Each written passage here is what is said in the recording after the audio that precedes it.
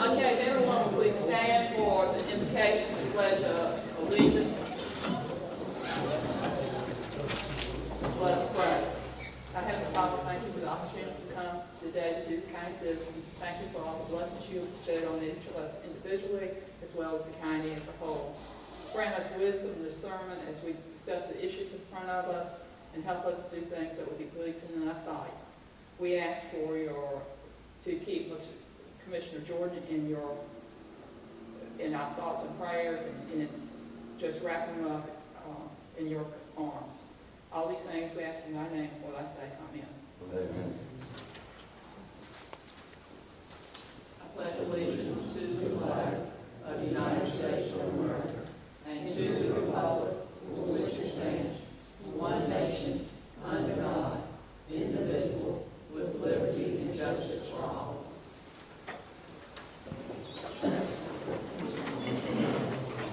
At this time, I'd like to call the regular meeting of the Gates County Board of Commissioners for April 3rd, 2019 to order.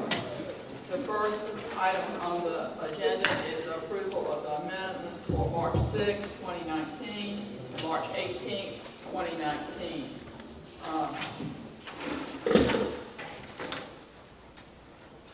I'll entertain a motion if Yes, ma'am, Madam Chairman, I'd like to make a motion to approve those minutes as presented. I'll be happy to second that motion. Thank you. A motion's been made and seconded. No, any discussion? None. All those in favor say aye. Aye. Opposed? They are approved. Second item on our agenda is to approve the agenda. There are some additions to our agenda. Under old business, to add the EMS, and we might have to put that later on in case, but I understand they've been called right. Also, we need to add under new business, water shortage response plan and local water supply that needs to be acted upon. We're gonna put that's gonna be number 6 for old and 9 for water. Thank you. Oh, well, it would really be 10 because everything else would be. Gotcha. Okay. Do I have a motion to approve the agenda as amended?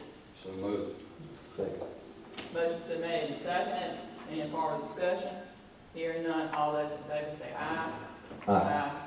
All opposed? It is approved. Okay, the nice delegations. Today we are pleased to have Lisa Barker, who's Senior Health and Information Insurance Program. The acronym is SHIP. So we're proud to have you. And her sidekick, Joanne Ewer, we should know.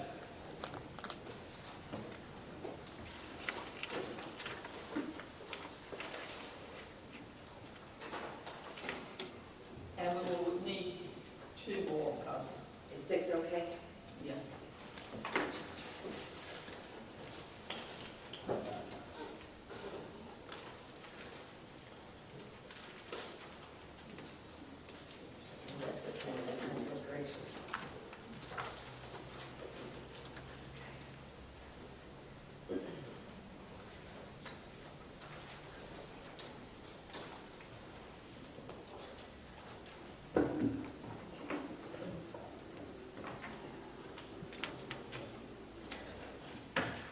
Good morning. Good morning. Morning.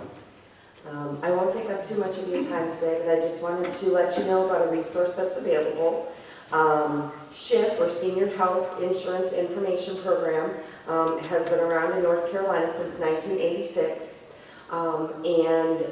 Basically the program helps North Carolinians that are eligible for Medicare receive their Medicare in the most cost-effective way, and just tries to educate them about their Medicare benefit.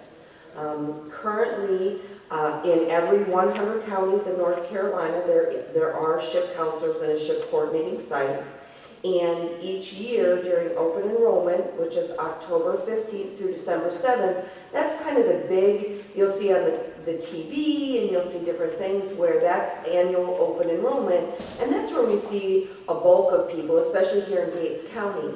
But throughout the year, there is a SHIP coordinating site over at your community center that is available throughout the year, as well as the SHIP 800 number. And if you look in the folders that I gave you, there is a Medicare Basics. And in that Medicare Basics, there is an 855-408-1212 number. And that phone number is the 800 number to reach if you have a Medicare question, and maybe the person who is here in Gates County isn't available. If for some reason the person in Gates County isn't available, you can actually see anybody in any of the counties. So one of the reasons that I brought Miss Joanne today is she is one of the SHIP counselors over in Hertford County. And I know oftentimes, because she's affiliated with the Roanoke Chowan Community Health Center, she will see different people throughout several different counties. So I'm just going to give you guys a few numbers, give you some information, talk to you a little bit about what's in your folders, but we're still waiting for the numbers for 2018. We have some changes in our reporting system, but in 2017, in Gates County alone, people who were counseled by a SHIP counselor, so it was myself, another person with SHIP, and then Renee Nicholson over at the Community Health Center, saved Gates County residents over $78,000. And the way that we calculate that, or the way we look at that, is if somebody currently has a Medicare Advantage plan or a Medicare prescription drug plan, and they had just stayed with that plan and hadn't reviewed it during open enrollment, or maybe they had always been on just original Medicare and didn't have any drug coverage, we calculate the change. So if we help them and they decide they want to change plans and it's going to save them $250 or it's going to save them $25,000, that's the way we calculate that. There is a goal of reaching at least 87 Medicare beneficiaries in Gates County, which is 3.5% of Medicare beneficiaries in Gates County. So the goal is to reach approximately 90 people each year. Okay, we'd like it to be more than that. We'd like to reach every single person. I know that per my numbers, there's approximately 11,500 Medicare beneficiaries in Gates County. Okay, so our goal is only to reach a minimum of 3.5%, but we would love to reach every single person. And that's one of the reasons I wanted to be here today, is because sometimes I think some of those good things that are available out there are the hidden gems, okay? So one of the ways that I know that Renee over at the Community Health Center and I have talked about, she's done things like she's put up notices at the post office, at different stores in town, the credit union, obviously the Community Health Center. She's even done presentations at the high school, different retirement groups, things like that, to try to reach out to the people that might already be Medicare beneficiaries or would soon be retiring, okay? Again, Medicare open enrollment is October 15th through December 7th, but SHIP or a SHIP coordinating site is available throughout the year. But if somebody's newly turning 65, let's say you're going to be 65 in May, okay? So then you want to start talking to a SHIP counselor, especially if you're going to retire and not have insurance anymore. Your Medicare is going to take effect in May when you turn 65. So it'd be a good idea to come in and talk with somebody or to call the 855-408-1212 number. There are also programs available that will help people pay for medication or reduce the cost of their premiums and their co-pays for medication if they're eligible for extra help. That specifically would be programs that are dependent on income and assets. But I'm always surprised when people come in and talk with me. First of all, they had never heard of SHIP, but second of all, that they didn't know that there was assistance available. And I'm not just talking about Medicaid. I'm actually talking about programs that are called extra help or low-income subsidy. There is something in your flyer, I believe on the right, in your folder, I believe on the right-hand side, that talks a little bit about low-income subsidy. It's got this couple on the front. and then it's got some information here. There's 2 different levels of extra help. And my thought is, why not apply for it? If it looks like you're going to be close to being eligible for that, I always encourage people to go ahead and talk with somebody at the 855 number, or to go in and talk with Renee or one of the other SHIP counselors so they can help them with that application. Just a reminder, the local Gates County SHIP coordinating site is at the Gates County Community Center and can be reached by calling 252-357-0677. And if, as a Board of Commissioners or a group in Gates County, would like myself or Renee or Joanne to come back and do a Medicare Basics, usually it's about an hour, maybe 2 hours, depending on what kind of questions you have. We can always do a Medicare Basics full program and talk with you. That is something that I do know Renee offers over at the community center. She tries to offer it twice a year. But if there was a group, or if you wanted us to do an actual Medicare Basics to just expand your knowledge and the importance of the program, we'd be happy to come and do that. So again, my name is Lisa Barker, and I'm with SHIP, which is housed under the North Carolina Department of Insurance. And if you wanted to reach SHIP, the phone number is 855-408-1212. And where are you located? I am actually, the SHIP office in Raleigh is located in downtown Raleigh on Salisbury Street. I actually supervise 23 counties, so I come out and train and coordinate from Person County all the way up to Camden, Currituck, and down and around. So if somebody needed to reach me, if they called the 855 number, they would transfer them to me. I actually live in Wayne County in Goldsboro. That's why I have Joanne here with me, since she's actually a Gates County resident and a SHIP counselor, and then she helps in Hertford County. So I thought a familiar face is always nice to have along. Lisa? Yes. You gave a dollar amount of how much money has been saved by citizens and a goal of 87. How many citizens are actually being seen? Is there a number of that? I didn't hear that number. So far this year, from what I've been able, and again, we've just changed our system where people input information. I know so far this year, Renee has seen 50 people. Okay? So, and part of the reason that I wanted to come out and talk is because I don't know that people always realize where she's located. She used to be in the Cooperative Extension Office years ago, and then there was some shifting, I guess, in the county. That was before my time.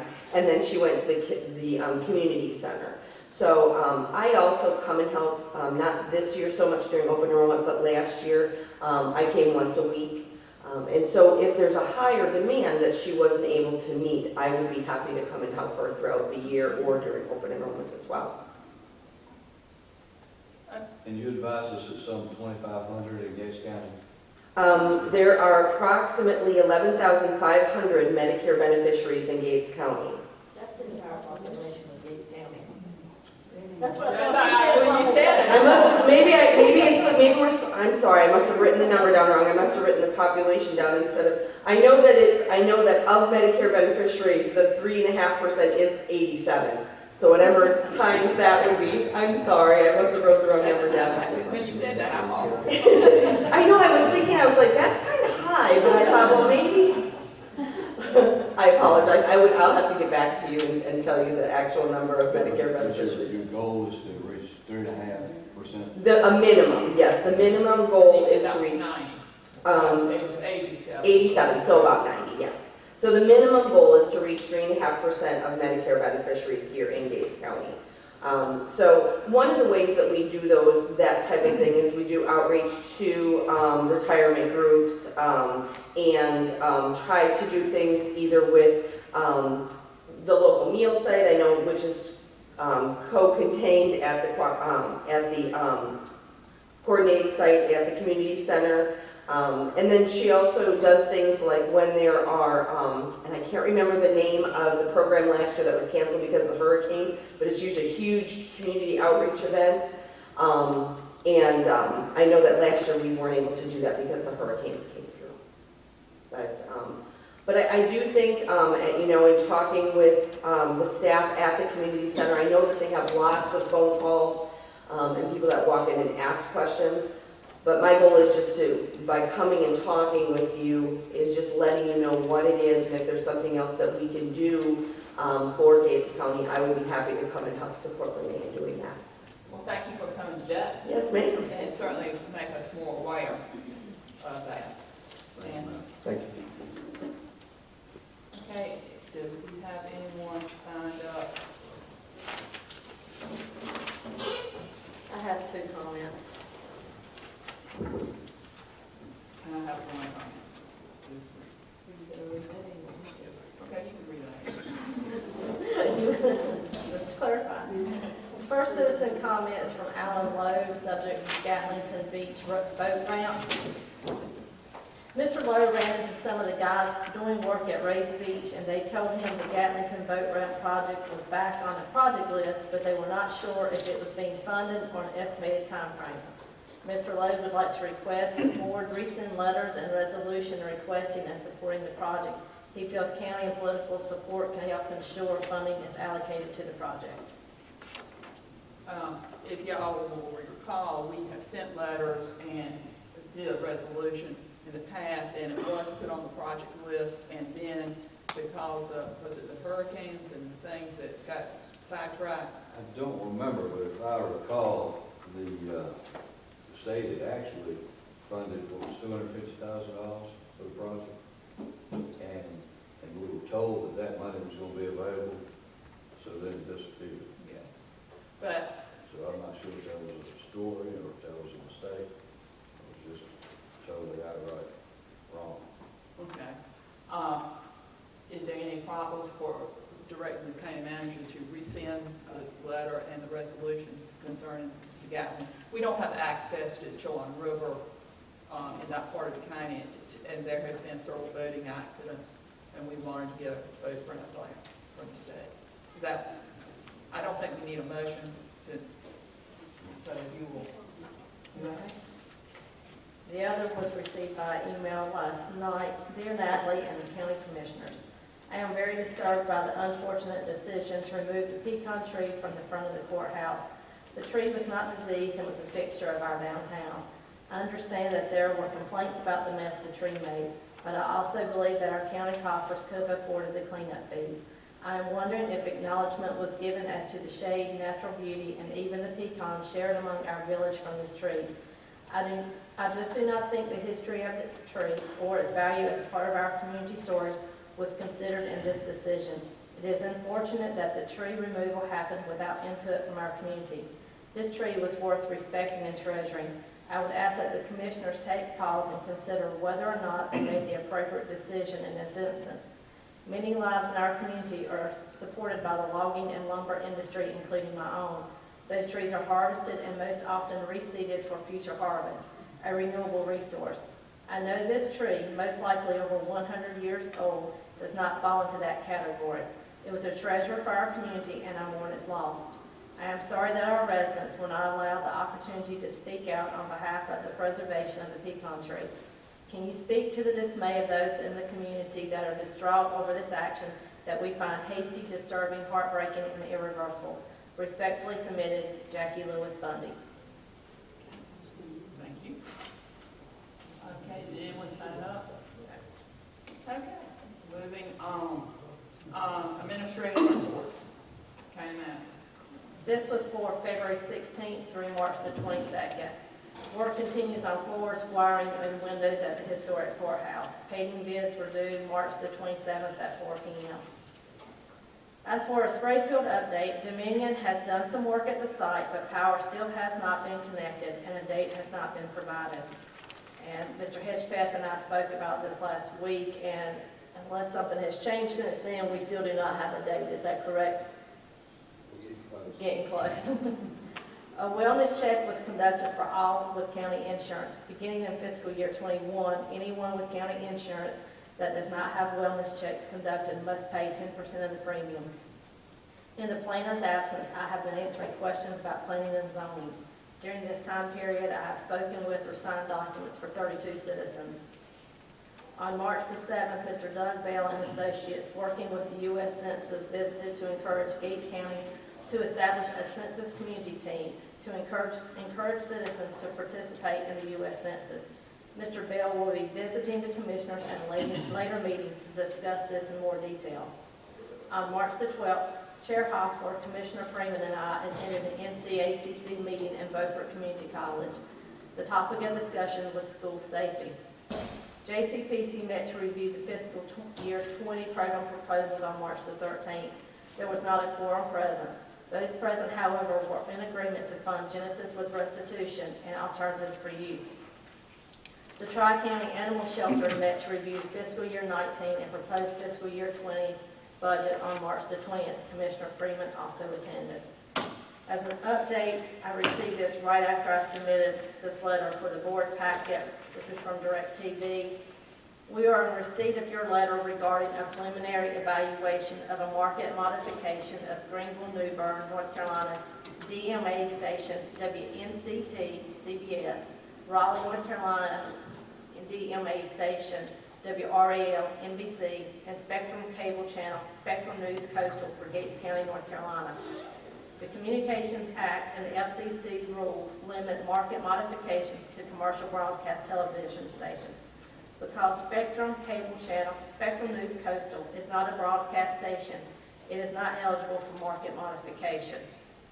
And then it gives reference to several federal laws. However, we will evaluate the spot beam coverage of the other two stations requested, WNCT and WRAL. DirecTV's engineering staff has been provided the areas to evaluate, and we will forward you the results of their preliminary evaluation once we receive them. Thank you for your letter and interest in DirecTV program.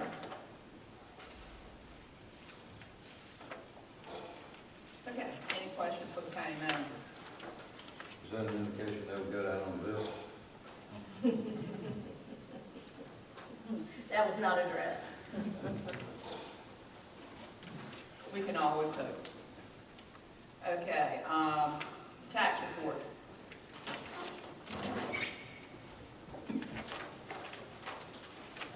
Good morning. Good morning. Had our opportunity to view the collector's report for the month of March. As we ended March, we were above our collections from last year, naturally, in part due to the delinquency advertising in the paper. We had a good showing of that, of course. So 94.96% compared to our previous year, 94.67%. Had a good turnout with Zacchaeus, with the collections also for the month of March, over $18,000 funds received through Zacchaeus. That is also in part due to those that have been served. We've had quite a few that were served, and they had a 30-day window of time to respond. Those that did not respond will be scheduled for the next available court docket to appear in court. And then the sale would be pending that judgment by the court. So that's our next process with that. Any other particular questions as we look at that report? I was looking at the delinquent report. It seems to be fewer people on that this year than last year, or is it just my perception?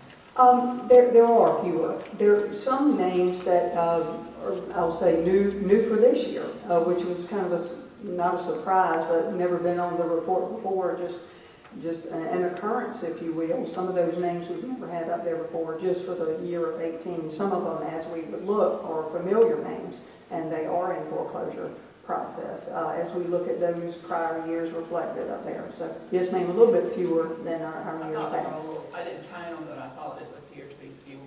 Yes, indeed. Yes, Well, indeed. that's always a good direction to be going in. Okay, I've got a question about the advertisement. I actually had a couple phone calls from citizens and, just scrolling through it. Can you explain the process that you guys, Zacchaeus, use? The concerns where I pay my taxes, why come there's people from 2010 up to now that haven't paid their taxes and they're still living in their house and there's cars in the yard, and why don't they have to pay it? Can you explain how that process works? Right, yeah, that's a good question. And likewise with phone calls and comments from everybody. And we do advertise that 10-year window. A lot of that is perhaps a stigma, and then it's our standard, of course, We're trying to reach out. But the process in general, 2 years or more of delinquent taxes in Gates County. Some counties do 1 year, some counties do 3 years. Our policy back from 2010 has been a 2-year window with delinquent taxes. They are, of course, submitted in batch assignments to Zacchaeus, no less than about 46 per our agreement to Zacchaeus Legal Services in Jones County.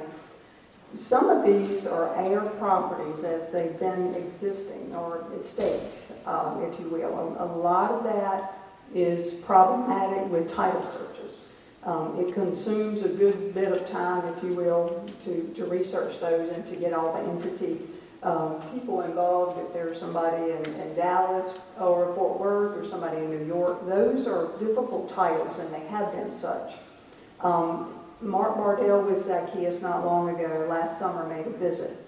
There was some discussion about the cases and those that we could move forward with minimal cost to the county at this point. Service by publication was widely discussed on some of these. If we follow suit with all our protocol, then the county can take that next step of maybe selling that property. A good port of that, I think it was about 26 cases that they were going to review and hopefully eliminate what they could. Is it collectible, or what's the cost to the county? And at that time, we'd meet with the board and county manager and see where we were with that process. Some of those in the paper are leaseholds. If we look, there are no less than, I think, just looking at them, 4 leaseholds, one of which the gentleman has passed away already. So 2 properties that were leasehold properties, Lori and myself visited about 1.5 years ago to try to visit with that taxpayer to try to entice or encourage payment. Leaseholds are interesting because they're set up separate from the land. Very difficult to move with foreclosure in that avenue. And, you know, if we looked on page, I think 589, we could see some leaseholds, just a few of them speckled in there.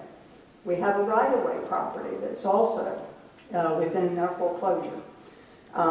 That is not a possible foreclosure. That would be a cost to the county to submit that. Then the county would be billed for payment or for submitting, and we don't want to submit it and redeem it, you know, for that. So we have a couple of them that are unique in nature. These others are estate properties that, are they uncollectible? We may get to a point where we don't want to invest any more county money and just put a pencil point or move with a publication, you know, in the paper, and then proceed with the auction that way. I think with Mark Bardell involvement, him speaking to the board, what is the most rational, what is the most reasonable with those properties? Because we do have a lot that are estate, they're difficult titles. We could look on any page and we see them speckled there, Commissioner James. So I don't know if that kind of a bird's eye view of where we're at. And you're pleased Zacchaeus has gotten better, more aggressive, maybe? Is it Oh, maybe yes. not a good word over the last couple of years, based off of We my have- reading, it looks like? We have, based on our former relationship with another attorney, other than Zacchaeus, we have sold, you know, several.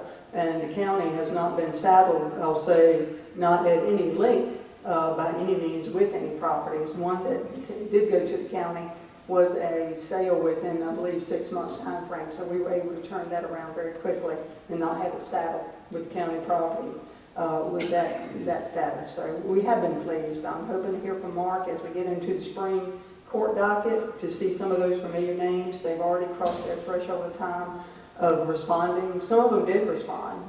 Some of them, we got payment in full, which is our policy again. If they're in foreclosure status and they come to our office and they owe $4,500 with fees, delinquent taxes, the entire amount to stop foreclosure has to be paid.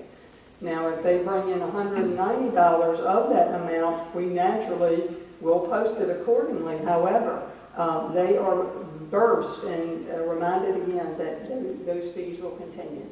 So at any given juncture, it could be sold. It could be the next week. We don't advise them to delay at any point with that. So I appreciate the quality of aggressiveness because, you know, a lot of people are looking at us wanting money these days, every little bit we can help. Not much, but it adds up. Absolutely, yes, sir, yes, sir. And Zacchaeus has really done an outstanding job compared to what I owe. Yeah, we've had quite a few sales, and one of them actually redeemed within 24 hours of the sale. That was a 16 event that the family redeemed that property, therefore it didn't go to the courthouse steps, but paid in full. So that was another one. Some others have done very well, and I think they're doing some new construction on those properties this week. I'm thinking of Highway 32 property or so, new construction going back with that. So that's good also, yes, sir. Okay, I believe we have some refunds. We do, yes, I need the 2 refunds submitted for the board for approval. Refund number 1. Yes, ma'am. This is a debt set-off. Both of these actually are the debt set-off program refund. This refund in the amount of $492 for refund number 1. Oddly enough, I mentioned this was a foreclosure account, and it was paid in full in our office, a cash payment, of course, not long ago. So just to advise the board, this was one of our foreclosure properties, yes, ma'am. Okay, do I have a motion to, it's just, what do we, a motion Oh, well, yes, ma'am, to approve. to approve the refund for number 1? Make that motion, we approve refund number 1, Madam Chair. And I'll second the motion for the amount of $492. Okay, And the tax year was 2016. correct. Any other discussion? Okay, all those in favor say aye. All opposed? Okay. Refund number 2. Yes, indeed, another debt set-off. This one is interesting in that the debt set-off bill I've just mentioned for 2018 is not in the program yet, and it will not be until the fall. We submit them every year, every fall, the debt set-off program. So therefore, with that in mind, and I attached some legal documentation with regard to the debt set-off program of how that would work, a letter followed by uploading that bill into the program. So technically, the refund is due to the taxpayer at that time. Okay, do I have a motion to refund, for refund number 2, in the amount of $243? Yes, ma'am, Madam Chairman, I'd make a motion that for request for refund number 2, $243 for tax year 2017. I'll second that. That motion's been made and second. All those in favor say aye. All those opposed? Okay. And I believe, next item of business with you is, will be ICO this week entirely. Yes, ma'am. The Board of E&R will convene following the Board of Commissioners' regular meeting this afternoon. So, yes, ma'am. Thank you so much. All right, thank you. Thank you. Any other department reports?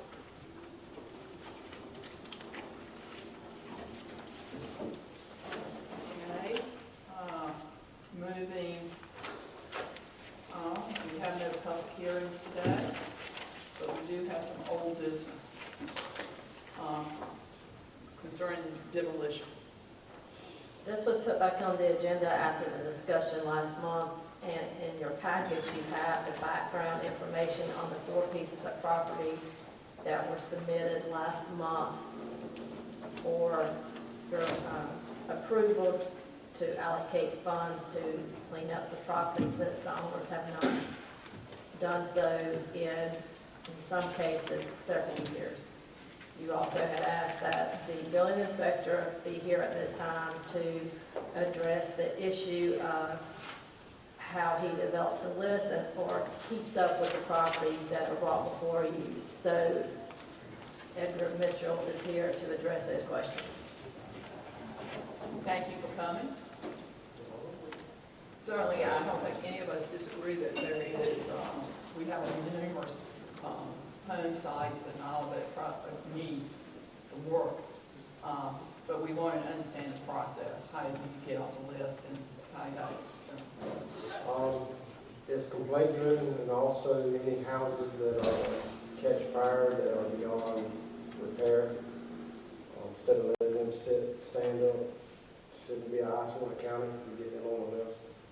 These previous ones were complaints that have been sent to the commissioners a while back ago, that no action was taken upon, and 2 of them are in piles, which our ordinance says you can't stockpile, so I'll put them back on the list. The only new one is the one by Wilbur, right? Marshall.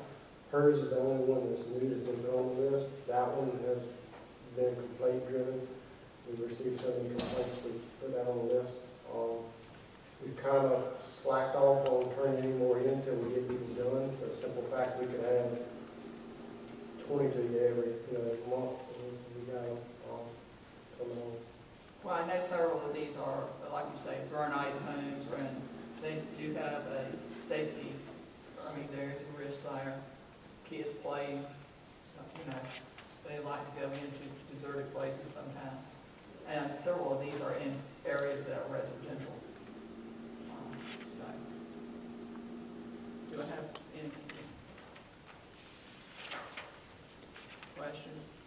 Nothing on this list, but, Mr. Mitchell, thank you for letting us know what your procedure is for looking at that. But, in riding around the county and doing various things, I've also noticed the old school in Hosler. And, of course, that's kind of dear to my heart, because my mother first taught school there years and years and years ago. She graduated from East Carolina. But I have noticed that they've been doing something there. And I don't know if any of your staff, or if you've seen the bricks that are piled up, is someone on that separate from the county? Bubba Harlow owns it now, I believe. I think our other inspector had been out there, and it was a part of it that was in bad shape, and they just took the bricks down to that particular section. To my knowledge, I don't think we haven't done a demo permit, and they're not going to do the whole building. Yes, sir. But, I mean, from what I remember the other inspector saying, it wasn't, they had like a dog cooped up in one part of it, pinned up in one dog pen and all that. It wasn't in good shape to begin with. Well, thank you. I noticed that, and I just didn't know if the county was doing something on that, or was being controlled. I did notice there was a fence around it to protect citizens or kids from getting under it.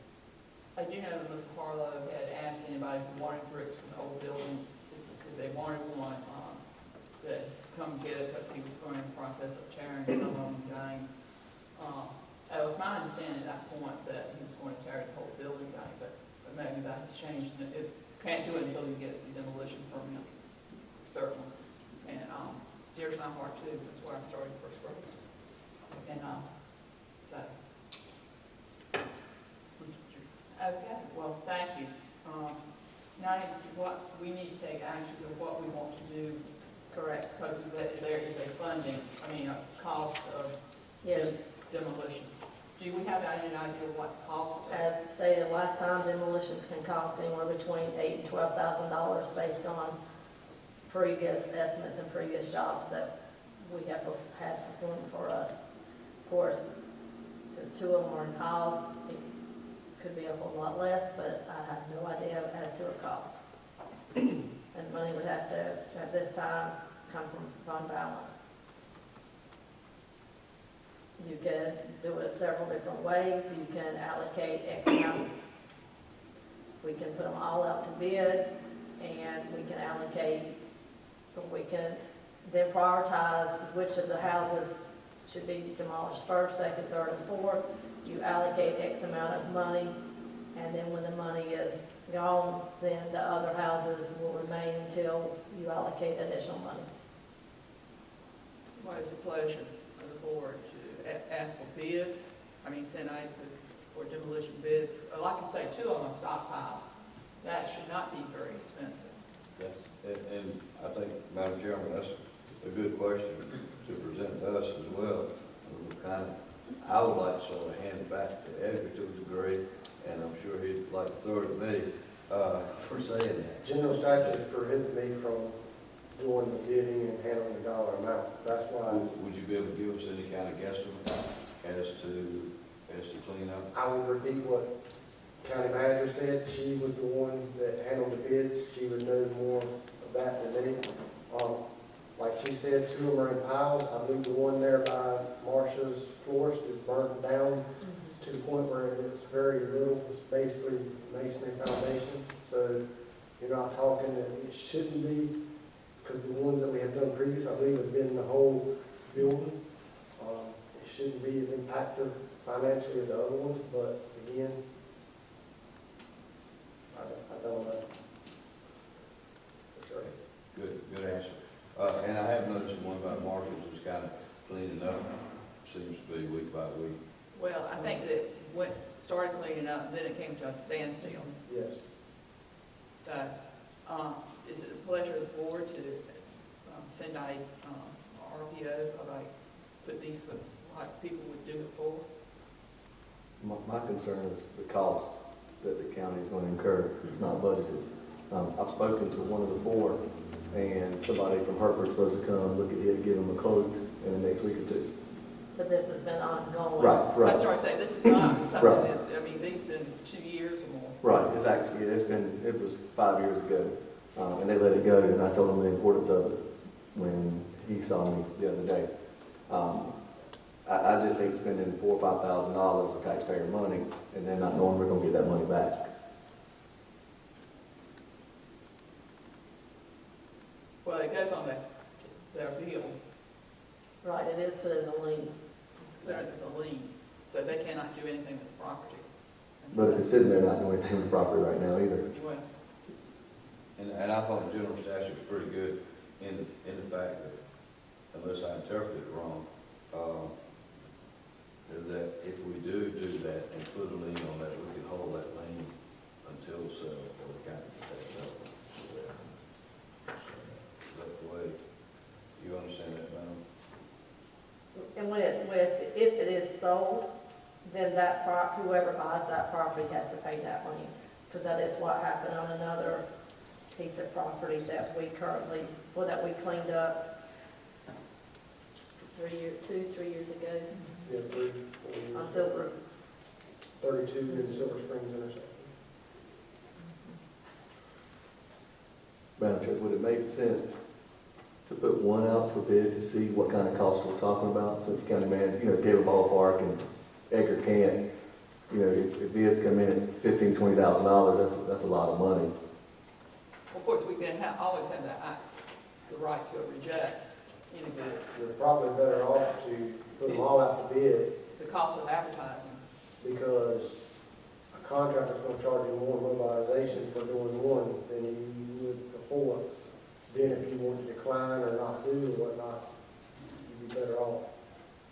So you're saying bid all 4 together?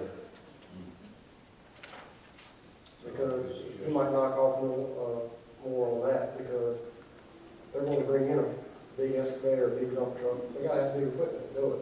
And if you do one, they're gonna charge you more for that one than, separate. It'd be a less unit cost. Your price is gonna be more because you're doing 4, but your unit cost is gonna be less. Must they be licensed to do that? Or, They have to provide all the insurance information if they do any work for the county. License to do demo, they just gotta have their commercial, have their equipment, and meet their CDL and their equipment from their. so local farm might be able to do that, is that correct for these guys? Any work that's done for the county, they have certain insurance requirements that they have to meet.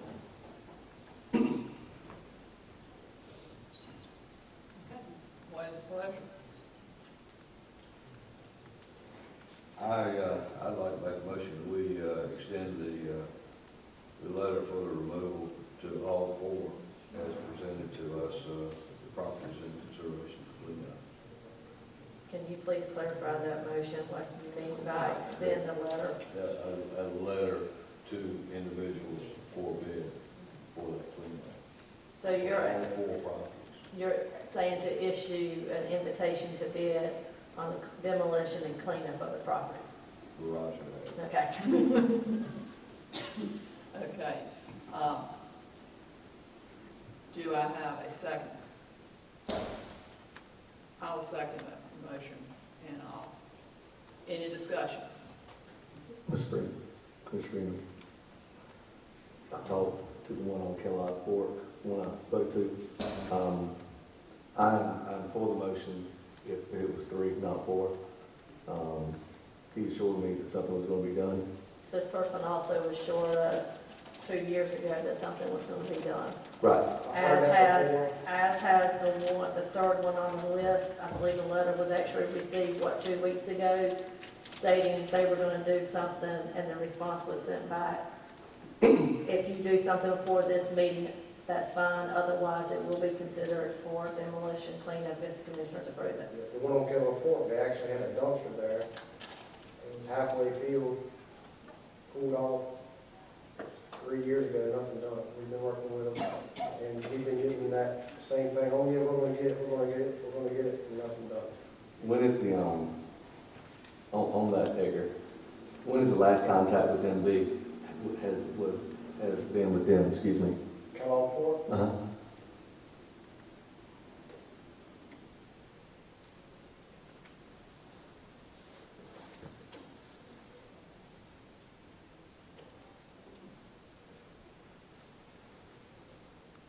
we sent a letter that was unserved 6 months ago, and we've been doing door hangers Door hangers on the burned down property. on the property, putting down fire on the property, and have not been received or contacted. And I hate to put words in Commissioner Jordan's mouth, but this was discussed last meeting, and one of his concerns was the timing of everything. There's one from approximately 7 years ago burned, one burned approximately 3 years ago, 5 years ago, and then one less than a year and a half ago. That was the concern I took from him of why why is there such a discrepancy? Was there a certain, at 6 months you get this, at 12 months you get this, and Again, it was sent into commissioners prior to, it's been years ago, when Ms. Roundtree wasn't here. For whatever reason, it was denied. Again, I rode by, found them, sent them back in. Whatever reason, kind of like we're having today, discrepancies. The ordinance, if you follow it, it follows the general statutes. If you follow the general statutes, the first part is we give an order to demolish, condemn, or repair. They got 10 days to fill it in writing to the clerk of court or else they do not. Then there's a 30-day grace period. Then after that, the second part is the order to proceed. Again, demolish, repair, or condemn. Then they have another 10 days to, in writing, appeal. If they do not, then they have 30 days to execute the action. If they do not in that 30 days, then it falls on the county. At the end of that 30 days, and you're talking about 60 to 70 days for the whole process, because like I said, we try to work with the people and give them a chance to do it. At the end of that time, then it reverts back to the county. The letters are sent and goes in the commissioner's hands to vote on. That's why the timeline on these particular jobs, besides the one in Marshall's Stores, that they've taken to no action. There is the property on Kellogg Fork was brought before commissioners March 16th of 2017. And the commissioners took no action. how many more properties are close to coming before the commissioners, if you had to guess? We got one on the medical center that's burned. I've been told by our other inspectors that that one is supposedly sold, so we're waiting to see if there are people buying it to take care of it, and the county doesn't. We got one that burned down by Buckland School recently. That's under arson investigation. I think he told me we got another one under arson investigation, so we probably got half a dozen. And those are no complaints, those are just burned Burn structures. that are structurally probably 50%. It's more economical to tear them down than it is to try to repair. And a lot of counties and municipalities, if a home is burned beyond a certain point, they give them a definite timeline. It's either cleaned up or, and, so we don't do that, but. So that's what, now I'm trying to go back and fix. These ones that burned down, the newer ones, we're being more active on. And we've been successful pretty much. Like I say, we've had 2 on 32 that burned down, but the people have replaced them and got homes in them and they've got no charge against the county. Okay, a motion's on the floor, been properly second, that we would send advertise for cleanup of these 4 properties. Let's see what the cost figure will be. Okay? That's the motion on the floor. All those in favor say aye. Aye. All opposed? No. And it passes 2-1. Okay, I believe Mr. Buck's turn came in, so he's here by the EMS. Good morning, you've had a busy morning already. Yes, we have. I don't have anything more to present to you other than the messages that the county manager sent you all. And the idea, after our discussion last month, we got some additional information, and I think we have felt that we need to sit down with your board and the Board of Commissioners for a work session to work through this concerns about the rescue squad, about funding, and that we would, what we want to do today is come up with a work schedule or work session. And those of you, what would be some good dates for you? Do you have any dates? April would be the best. I don't have anything that anybody told me not to stay away from.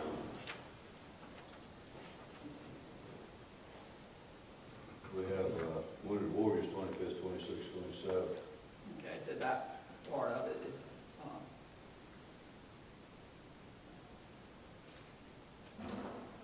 what about, Monday, April the 15th, tax day?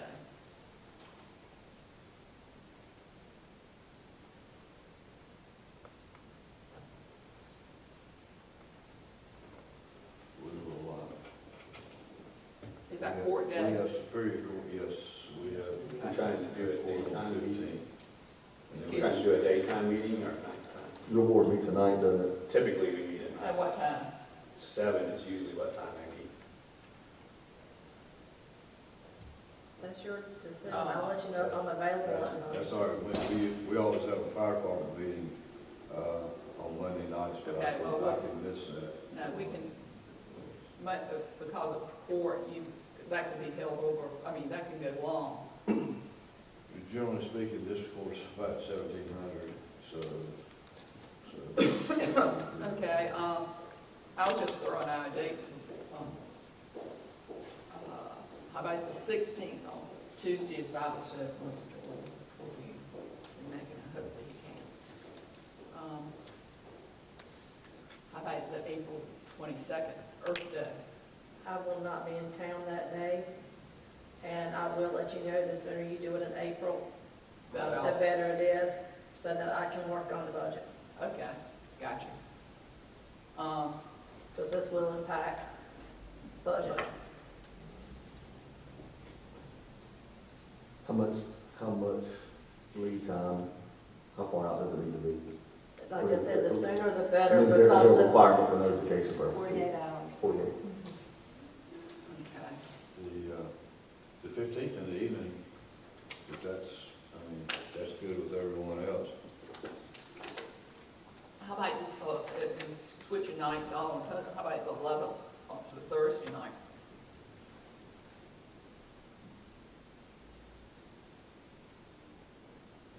What night does your board They truly? typically meet on Thursday nights. What week do you meet? The 3rd or 4th week, it depends on have anything set for the month of April, but just knowing what they typically jump at, a Thursday night is gonna get the most of them. April 11th, because our county manager says she needs it, about concerning the budget. Getting the numbers. At night, Uh-huh. at night. That'd be good. We've got Superior Court, the 8th, and we anticipate the trial. And that could be a lengthy trial, but it'll be over with by 1900. Okay, so, April 11th, and 7 o'clock. And where? Want me to provide the location or? Is he here? Make your recommendation again. If it's public, I would say right here. If not, then I would say that either the EOC or my building, whichever you prefer. My building is going to be a little bit tighter if it's open to the public. It will be a public It will be meeting, a public meeting. but no comments have to be allowed. It can be a work session, and comments do not have to be allowed at any meeting except for one meeting per month. This would be the most ideal place if you anticipate the public responding. Where they can come and listen. But we can have it here. We would have to check with, Or you can have it at the extension office. oh yeah, the extension office. We know the extension office is open. Is that gonna be too quick, you think, for your folks for me next week? I'll send a message right now. Okay? Well, talking money, I think they'll show up. Hopefully. Okay, so we'll, Melissa will get the advertisement and stuff done, equalization and review, the EMS, on April the 11th at 7 p.m. Okay, thank you. Thank you. Okay, moving on to, new business. Amendments to the Code of Ordinance, Building Code.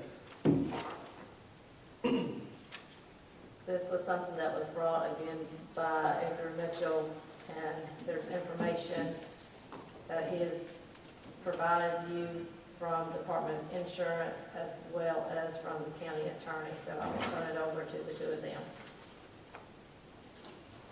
Mr. Gardner, Edgar, did he, oh yeah, he's still here. good morning. Edgar had contacted me in regards to the fact that our ordinance, as it reads, particularly as to Sunbury School, I think is one of the problems that we're having. My understanding is that when we purchased Sunbury School, that it was a time frame within which they were supposed to have done some things, either in the way of repair or to make it, to make something other than put up plywood, is what I understand is the only thing that's happened. And the question becomes, that our ordinance does not directly address the situation in which you have a place of historic or this is not on the National Register.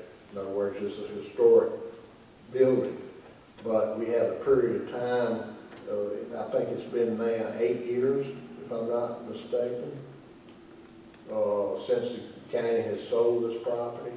And the question becomes, and the Department of Insurance has talked to Edgar, and the question becomes, 153.075, the statute says that this section requires a new owner to have plans in place that maintain, restore a historic landmark to prevent it from becoming a danger and help to health, safety, and welfare of the citizens. Well, there's been an ongoing, our inspection department has been out there several times in regards to complaints from Sunbury citizens that nothing is happening. And the real question is, I think we have a right to inquire of the owners as to what their plans are.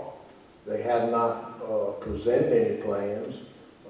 They have not shown that they have purchased any materials, that they've done anything, and they have 2 more years now. It's been 8 years.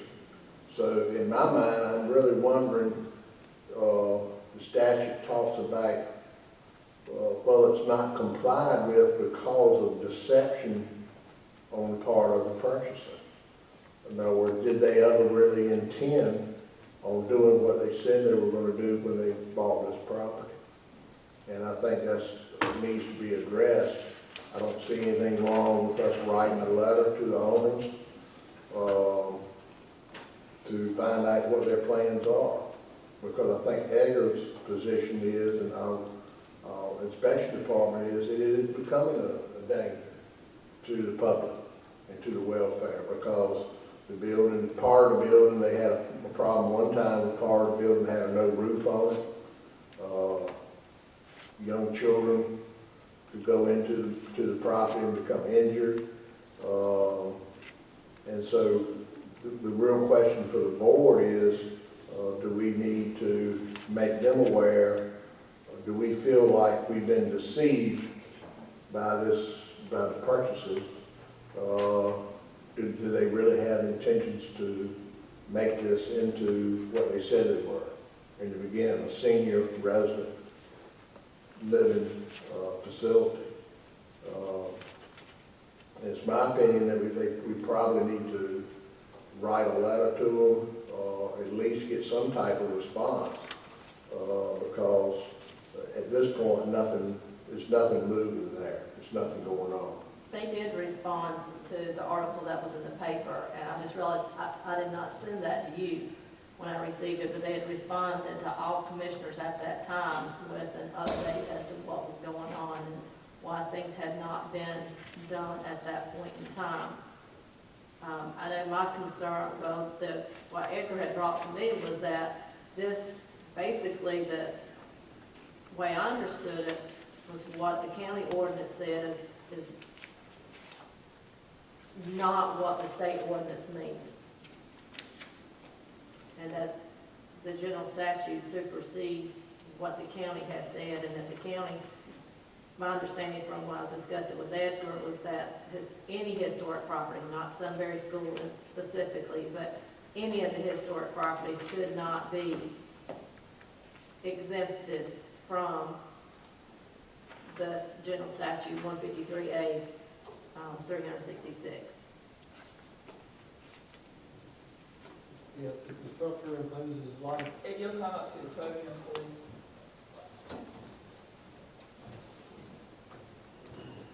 the way the county ordinance was written with that added paragraph, it kind of states that Sunbury Schools is exempt from that section, which is condemnation. If any building, historical or not, if they want to open a business up there and the roof's falling in, that proposes a danger. They can't do that. Now, if it's abandoned and they don't have public input, then it's not a danger. But the way that ordinance was written, that paragraph in question was added to it. That's a discrepancy of the general statute. Are you talking about paragraph B or C? Both, the part that's highlighted in your book.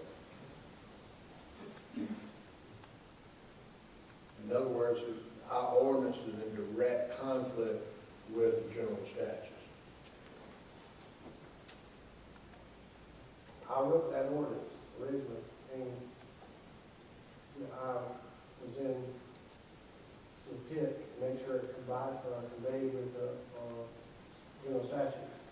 That paragraph, I don't know when was added, but was added without my knowledge, and I just found out. How old is our ordinance? That paragraph was added in 2011, as it states under the last part of the highlighted ordinance.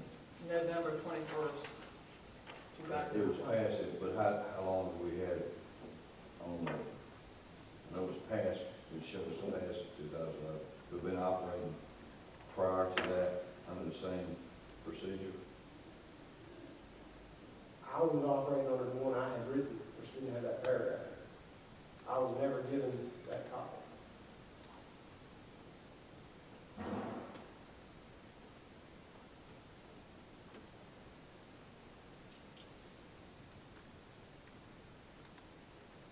Okay, so, are you requesting that we remove this part of that is highlighted from the ordinance? Because it is in direct violation of the general statute? Correct, Okay, that's what you would like for us to do? correct. Okay. Put it the way it was, and when Edgar originally wrote it. It was changed in 2011, in my opinion, to accommodate the sale of Sunbury School. But you cannot take action today because it is an ordinance. You got it, have a right. Here. Well, we certainly entertain the thought, but I'm certain, just to say, I'm just in favor of us complying always with general statute of what the state is recommending, and that's what we have to operate in. We've got to, we can't be in violation of the general statute. Absolutely. So, at this time, we have a motion to get a hearing concerning the removal of these two, the part that's in conflict. Do I have a And motion? look at that ordinance with our attorney and make sure that that's what we want to do with our inspector, Mr. Mitchell. Mr. Godwin has already sent us a letter. But I mean, when we get ready to present that. Oh, well, to make sure. But we're just removing, we're not adding. Okay, do I have a motion to proceed with a public hearing concerning this? So moved, Madam Chairman. I'll second it. Okay, a motion has been made and seconded. Any more discussion? Yes, ma'am. Yes, sir. We're changing something that, what about them being anyone being grandfathered in? Is that going to cause an issue, Pitt? Well, I'll let our county attorney answer that. Well, the only thing that I can say about that is that the ordinance was unenforceable in the face of state law. And so I think anyone would have a hard time arguing that their grandfather in under those circumstances. You said, I know you said it was about 8 years, is how long that sale. I'm just looking, we're November 2011, that's right at 8 years ago. The timing of it is what I was going through my head. You said the ownership has been 8 years and that, as long as you say we're good from a legal standpoint of, not matching with the general statute. Yes, I do. Okay. Are we prepared to vote? All those in favor say aye. All opposed? So we will proceed with that. Thank you. Okay, I believe next we have some budget amendments. Ms. Eidman will tell us about those.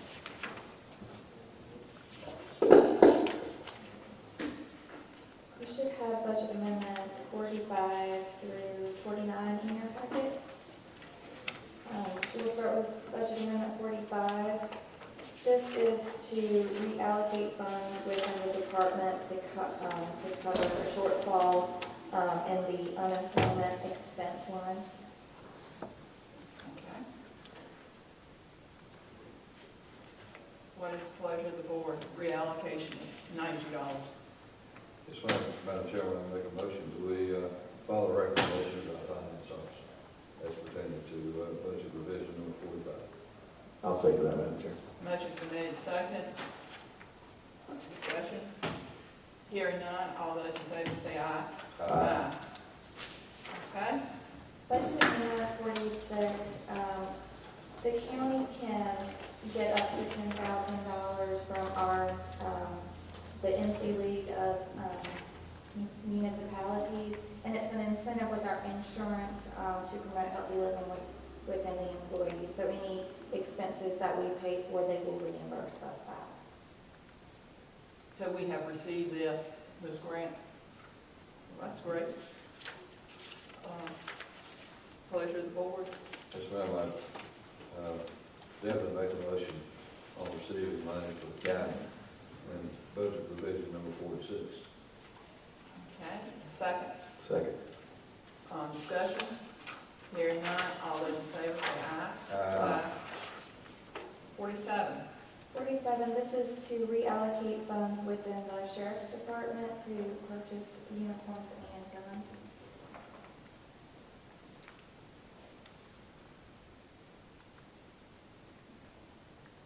Okay,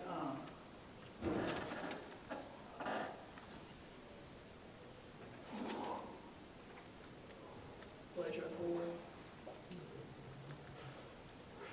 Yes, ma'am, I'd make a motion that we receive and take the recommendations in budget revision number 47 for the for capital outlay, drug enforcement, animal control, and so forth. Okay. I'll second that, Madam Chair. Okay, it's been properly second. Discussion? Hearing none, all those in favor say aye. All opposed? Budget 48. 48 is to reallocate funds for retirees in the insurance allocation. 48 and 49 are for the same. Okay, I think we need you to put those together. Madam Chairman, I make a motion, we approve budget revision number 48 and number 49. And I'll second that motion, Madam Chairman. Glad you guys showed up by the end. He's on a roll. Motion has been properly made and seconded for 48 and 49. Any discussion? All those in favor say aye. All opposed? Okay, thank you. Thank you. Okay, the next one is a resolution for strengthening critical drainage and water quality infrastructure. I guess you're No, ma'am, I will not. Mr. Henry can better explain this. It It was was, come on up, so, because he's got the next two items. well, there are two items, but they are related, they are requirements, but he can explain better than I can. Okay. I believe the item we're discussing is the grant fund. No, No, the first one is strengthening critical drainage and water quality infrastructure. The only thing I know in reference was the grant. Okay, this is, I'm sorry, this is the RC and D that was left off the, okay, this one is not Okay, I'm his. sorry. Just stay there. This is the one that is not on the agenda. This is the one, if we may add this to the agenda, since it is in the packet. Yeah, because it is on the agenda. Okay, it's not on the one that I had, so I apologize. This is from the RC&D, which is the Albemarle Resource Conservation and Development Council. And it is basically asking that the county sign this and submit this to the state and others that I have a list of to increase financial assistance for the Northeast for critical drainage and water quality infrastructure because of all of the flooding that has taken place from hurricanes and strong rains. This is what has prompted this request. Okay, and, you know, it concerns the algae that is in the rivers. I mean, it addresses some of the current concerns we have about water quality and try to make it conservation so pollutants don't go in.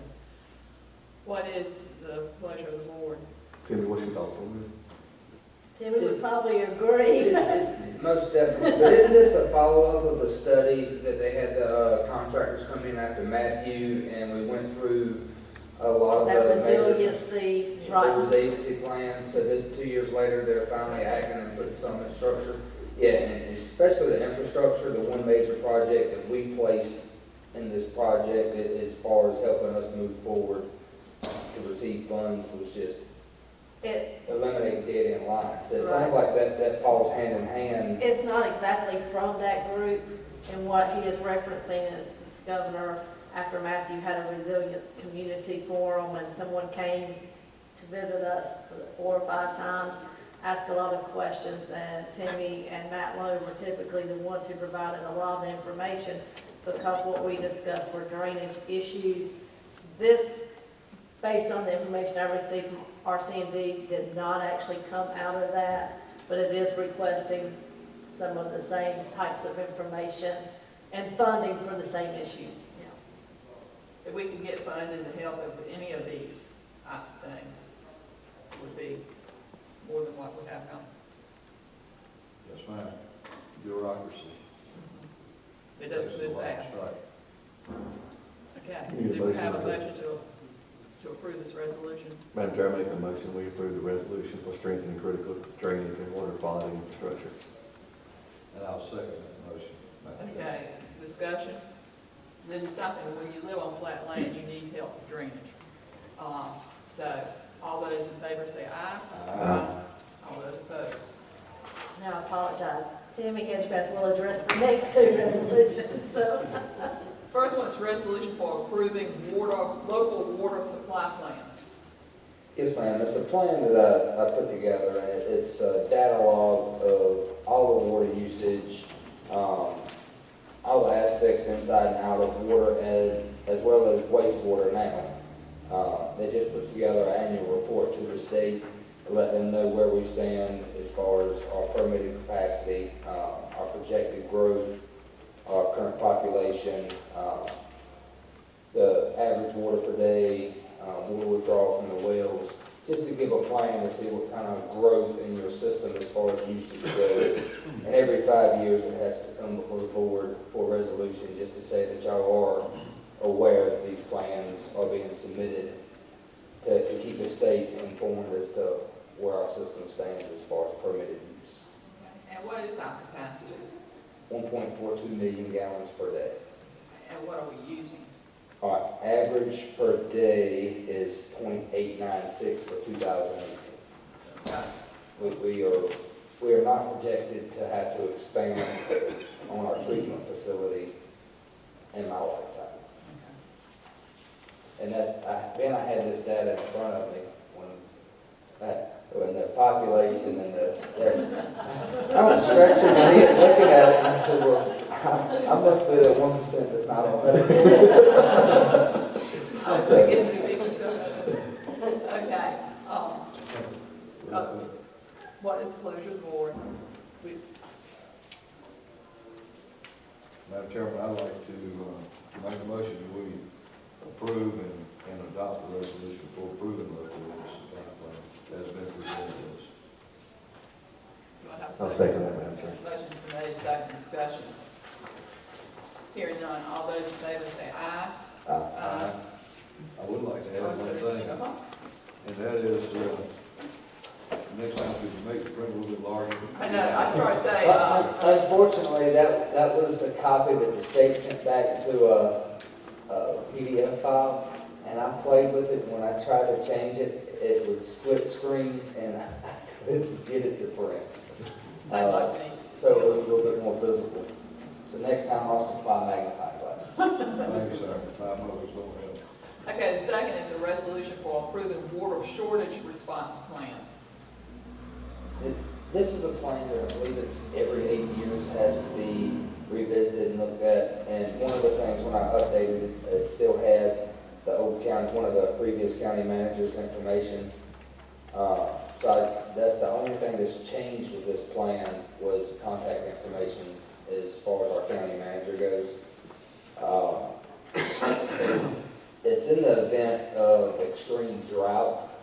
We're fortunate enough that even though this is a plan and we're in North Carolina, our primary water supply, our only water supply is actually an aquifer that dips down out of Virginia. And there's only 2 major consumers on this aquifer, and that's International Paper and us.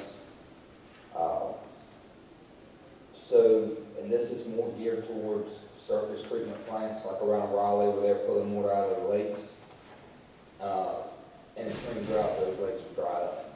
But we're fortunate enough that water shortage typically is not gonna affect us, especially being in perspective as far as a lot of water usage in municipalities, we're low. We're considered a small system.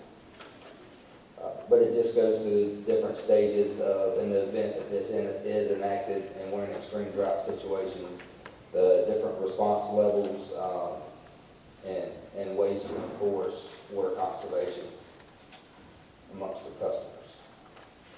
Okay, certainly that has not been our problem in the last few years with the amount of water we have had. Especially- Shortages, we have a surplus. Okay, pleasure of the board. I'll make a motion that we approve this resolution for approving water shortage response plans. I'll second the motion, Madam Chairman. Motion's been made and seconded. Discussion. Is, who controls that from the state? Is it emergency management or do you know? No, this is, it's actually done through, I believe, Aquifer Protection and Water Quality Protection, Environmental Protection Agency. Used to be Department of Environmental Quality, now it's their name's changed, but Yeah, it has. I was trying to think of. It's got environmental. in some environmental, actually, it. Is it environmental or natural resources? yeah, I believe so. Okay, any other? Department of Environmental Quality. Okay, environmental. Any other discussion? All those in favor say aye. Aye. All those opposed? Okay. Thank you. Thank you. Okay, citizen comments? I know I didn't sign up in advance, but if you don't mind. Okay, sure. We aim to please. You're certainly accommodated. Madam Chairwoman, Commissioners, briefly, I know there's been, at previous meetings, discussions about grants that we've been given to repair homes and replace homes in the county. Gates County is facing an existential threat. Climate change is coming for us if we don't make some changes, some serious changes. We have an opportunity here. It's a twofer. We can both help fight climate change and we can help people who are already not well off deal with utility bills. And if when we replace these homes, we build them green and we build them with renewable energy,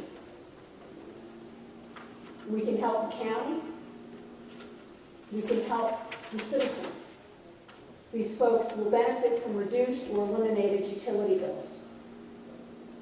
The county as a whole needs to be working towards every project having renewable energy built into it. There's grant money out there for these things. But we are pretty much on the front line. There are glaciers right now that are being undermined that could result in, down the road, 22 feet of sea level rise. And we all know what that's going to do to Gates County. Part of us will be islands and a little bit of oceanfront property, and the rest of it's going to be underwater. So I'm asking, please, keep these things in mind and work with them, because we all need it. And if the people on the front line aren't going to do this, nobody else is going to. Thank you. Okay, I was derelict in my duty. Can you give your name and I'm address? sorry. I- Mary Ann Pittman, 179 US Highway 158, Business East, Gatesville. And we need that just for, That's fine. I'm more than happy. Now, I'm on a hill. I'm probably okay, but a lot of other people are not. yeah, you live in the highest elevation part of the county. Yeah, I'm looking Well, at being oceanfront property, and, while that's a great thing, it's not a great thing for the rest of the county, so. So, thank you, Ms. Goodman. Thank you, ma'am. Okay, anyone else? Okay, we have commissioners' comments. I think today I'll start, since I don't generally start. Just a couple of things. I hopefully, when you come into Gates County, the first thing you notice, I think it's beautiful, when the trees are growing and the farmers are tilling the soil. But then you look down the highways, and we talked about littering. I have seen some groups picking up litter. Last week there was signs up, and that's something each and every one of us can do, to pick up litter if it's just down in front of your own home, to help make the county, the visual effects of the county better. Also, recycling. Mrs. Raintree and I and Commissioner Owens went to a recycling thing last week. We need to, there's going to be some changing in the recycling, and it is very important to recycle. If everybody throws their trash just in the big bin at the convenience site, that's the most expensive way for us to to get rid of trash. If we separate our plastics and our paper, the tipping piece for that is lower. And also, glass is going to be separated out as well. We used to do glass separately. Now we can still, we're going to do glass again separately. And that lowers the cost to the county. And right now, we are running in a deficit we're going to have to put more money into that because we're not breaking even. That means that it's going to have to be passed on to taxpayers. So what we can do to help lower those costs, we would certainly appreciate it. We're going to try to get more information out to you in the future, but really, recycling is very important for us. It does lower our costs. Also, our hearts and prayers go out to Commissioner Jordan. Continue to hold him up in your prayers. Thank you, ma'am. Certainly we're going to keep Commissioner Jordan in our thoughts and prayers and his family as well. One thing that has come up and we're constantly asked questions about is how's the school, middle school construction, reconstruction being done. So we would like to hear from the school board on that at some stage in an open setting. The other thing I'd like to bring up is that after our animal shelter meeting that county manager and I attended, it came forth that our citizens in Gates County are certainly can take advantage of a system to where they would not have to pay very much for spay and neutering and rabies shots at the veterinary. That can be picked up. I have the forms, do not have them with me in here. I've got them in the back. I left them when I was speaking with our Madam Chairman. CRS hit me and I left them back there. So I apologize for that, but they are available and we do have that. And we're not all aware, I was not aware that was a system that could be taken advantage of. So thank you for attending today and bringing forth your comments and concerns to us. And you can see I hit blame for everything, but go ahead. Commissioner Jones. I'm not going to blame anything. Okay, thank you. Actually, wait, I just remembered something, sorry. It's funny, Mary Ann said something about climate, because don't know if you've seen on TV, it's been pretty neat. Daniel Dickerson is in the Arctic this week. Got, with Al Roker from Today Show, got a nickname Dan the Man all of a sudden this week, so it's been pretty neat to see Gates County and him represent East Carolina on national TV. Looks like it's a little bit cold out there. Thanks everybody for coming today and being involved and engaged in what's going on, and for phone calls and the emails and concerns, thoughts, and anything that was bothering you, and keep them coming. Thank you. Okay. At this time, we have a motion to go into closed session. North Carolina General Statute 143-318, 11A on legal, economic development, and real estate personnel matters. I'll make that motion, Madam Chairman, and then as long as we don't forget the adjourned motion. Yeah, we will not. Do I have a second? I'll second his motion, Madam And Chair. motion's been made and seconded to go into closed session. And once again, thank you for coming. We'll give you a couple minutes to clear out, and then we will go into closed session.